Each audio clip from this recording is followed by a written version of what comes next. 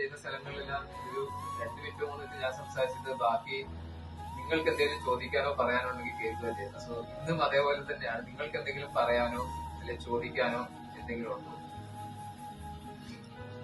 Manjeri work ചെയ്ത സമയത്തും എനിക്ക് ട്രോമാ കെയറിന് ഇത്രയും ഇമ്പാക്ട് മനസ്സിലായില്ല. അപ്പം ഏറ്റവും വലിയൊരു എക്സാമ്പിൾ പറഞ്ഞാൽ ഇന്നലെ കിണറ് പിടിക്കുന്ന അവിടെ പാറ പൊട്ടിച്ചപ്പോൾ അവിടെ ഒരു ഇഷ്യൂ ഉണ്ടായി.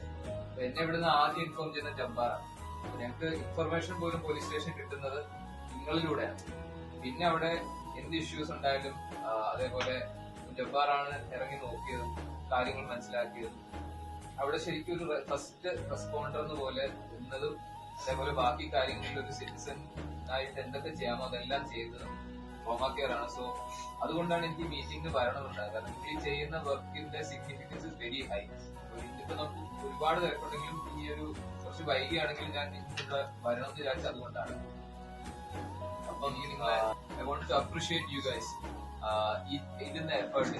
കാരണം ഇതൊരു ചെറിയ എഫേർട്ട് അല്ല. ആസ് എ സിറ്റിസൺ ഞാൻ പോലീസിൽ ഈ ഇടയ്ക്ക് വന്ന ഒരാളാണ്. ഞാൻ അതിന് മുമ്പ് ഒരു നോർമൽ സിറ്റിസൺ ആയിട്ട് ജീവിക്കുകയാണ്. അപ്പൊ എനിക്ക് ഈ ട്രോമാ കെയറോ അല്ലെങ്കിൽ നിങ്ങളുടെ ചെയ്യുന്ന വർക്കോ ഒന്നും എനിക്കറിയില്ല. അപ്പൊ എനിക്ക് തോന്നുന്നത് ഒരു majority of the common man does not know നിങ്ങളുടെ വർക്കിന്റെ ഇമ്പാക്ട്. സോ അതുകൊണ്ട് especially since I am in the police right now, എനിക്ക് ഈ ഒരു വർക്കിനെ റെക്കഗ്നൈസ് ചെയ്യണം, നിങ്ങൾ ഓരോരുത്തരെ അഭിനന്ദനം അറിയിക്കണം എന്നുണ്ടായിരുന്നു. അപ്പൊ അതുകൊണ്ടാണ് ഞാൻ ഇന്ന് വന്നത്. ആൻഡ് അതുകൂടാതെ ഇതൊരു നല്ലൊരു കൂട്ടായ്മയാണെന്ന് ഞാൻ മനസ്സിലാക്കുന്നു. കാരണം നിങ്ങൾ പരസ്പരം നല്ലൊരു അണ്ടർസ്റ്റാൻഡിംഗ് ഉണ്ട്, നിങ്ങൾ പരസ്പരം സപ്പോർട്ട് ചെയ്യുന്നുണ്ട്, പരസ്പരം കാര്യങ്ങളെല്ലാം ഹെൽപ്പ് ചെയ്ത് തന്നെ ചെയ്യുന്നുണ്ട്.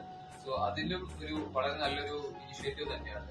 ആൻഡ് ഡെഫിനറ്റ്ലി നിങ്ങൾ പോലീസിനെ ഒരുപാട് സഹായിക്കുന്നുണ്ട്. നമുക്ക് പലയിടങ്ങളിലും പല കാര്യങ്ങളിലും പെട്ടെന്ന് എത്താൻ പറ്റാത്ത, ഞങ്ങൾക്ക് ചെയ്യാൻ പറ്റാത്ത പല കാര്യങ്ങളും നിങ്ങൾ തന്നെ ഹെൽപ്പ് ചെയ്ത് ചെയ്യുന്നുണ്ട്.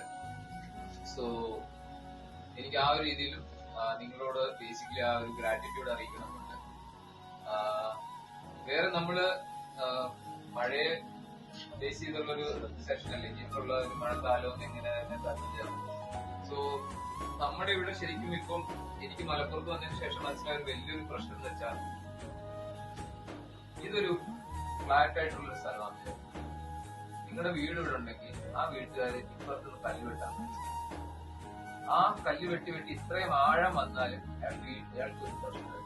ആ വീട്ടിൽ ചെന്ന് പോലീസ് വെക്കാനവിടെ കല്ല് നിങ്ങൾക്കറിയില്ല. ഇവരാലോചിക്കാത്തൊരു കാര്യം എന്ന് പറഞ്ഞാൽ നല്ലൊരു മഴയത്ത് ഇവിടെ ഈ ഇത്രയും വെട്ടിയ കുഴി മണല് ഇടിഞ്ഞ് അവരുടെ വീട് തന്നെ കുഴി പോകുന്നു, അല്ലെ അവർക്ക് തന്നെ എന്തെങ്കിലും സംഭവിക്കുന്നു അവരാലോചിക്കുന്നു. അപ്പം അങ്ങനത്തെ ഒരു റിസ്കി സിറ്റുവേഷനിലാണ് ശരിക്കും പറഞ്ഞാൽ ഇന്ന് പലയിടങ്ങളിലും. നിങ്ങൾ ചെറുട്ടമലയിലൊക്കെ പോയി കഴിഞ്ഞാൽ ഞാനിവിടെ മാപ്പ് വെച്ച് നോക്കിയിട്ട് ഒരു പ്രദേശം മൊത്തം തന്നെ ശരിക്കും പറഞ്ഞാൽ പോയിട്ടുണ്ട്. അപ്പൊ അവനെ ഞങ്ങൾ പോലീസ് പിടിച്ചോണ്ടെന്ന്